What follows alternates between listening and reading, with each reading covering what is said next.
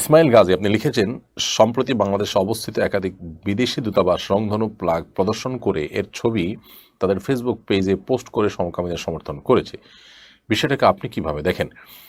বিষয়টি আমারও চোখে পড়েছে। আমি যতটুকু জানি, যে কোনো দেশের দূতাবাস বাংলাদেশে যখন তারা অবস্থান করবে, তখন বাংলাদেশের আইন, এখানকার সংবিধান, এখানকার সকল নিয়ম নীতি, এগুলোর বিরুদ্ধাচরণ করার কোনো সুযোগ তাদের থাকবে না, বরং এগুলো তারা মেনেই চলতে হবে। অতএব বাংলাদেশের সংবিধানের ৩৭৭-এর যে ধারার যে আইন রয়েছে, আমরা সবাই জানি, সমকামিতা ২ বছর কারাদণ্ডের কথা রয়েছে, সমকামিতাকে অপরাধ হিসাবে সেখানে চিহ্নিত করা হয়েছে।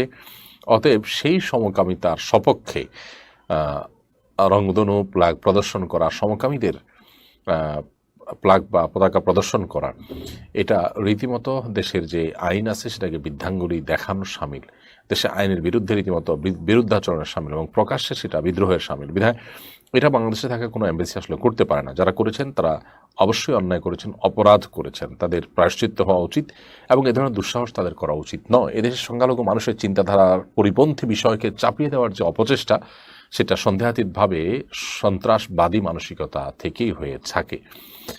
ইতিমধ্যে যে সমস্ত দেশের দূতাবাস এ কাজ করেছে, তারা তাদের ফেসবুক পোস্টগুলোকে ডিলিট করেছে।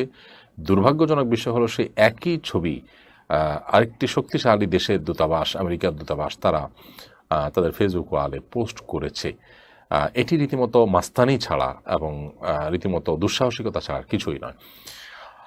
একটি স্বাধীন দেশে এ ধরনের কর্মকাণ্ড কোনোভাবেই গ্রহণযোগ্য নয়। বিধায় আমরা এর প্রতিবাদ জানাচ্ছি এবং আমরা আশা করব যে তারা এ ধরনের দুঃসাহসিকতা, এ ধরনের কর্মকাণ্ড তারা করবেন না। এগুলো তাদের নিজেদের নিরাপত্তা, অঞ্চলের নিরাপত্তাকে বিঘ্নিত করতে পারে।